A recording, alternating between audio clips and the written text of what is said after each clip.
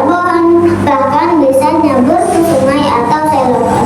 Aduh, sakit, begitu juga hidup. Tanpa ilmu, kita akan bingung menentukan yang mana benar dan mana yang salah.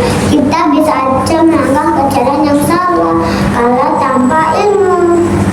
Hadirin yang dirahmati Allah, Rasulullah SAW bersabda, "Thalabul ilmi fardhatun 'ala kulli muslimin." Menuntut ilmu itu wajib hukumnya bagi setiap muslim. Nah, karena hukumnya wajib berarti kalau kita malas belajar, kalau kita malas menuntut ilmu, kita akan rugi besar, bahkan bisa berdosa.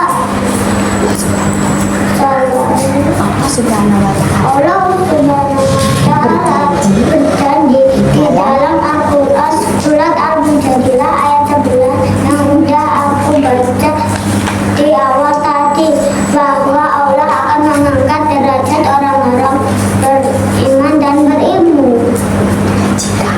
Jika ingin jadi dokter, maka harus punya ilmu. Kalau ingin jadi presiden, harus punya ilmu. Kalau mau jadi youtuber hebat, harus punya ilmu. Mau jadi apapun itu, harus punya ilmu. Sekali lagi, jangan lupa bersekolah di rumah sahabat. Wah, itu tidak baik ya teman-teman. Selagi kita masih ada di dunia, mari kita semangat belajar.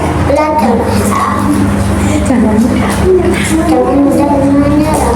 Bukannya harta yang akan kita mati, tapi ilmu yang bermanfaat yang akan menyelamatkan kita di dunia dan di akhirat.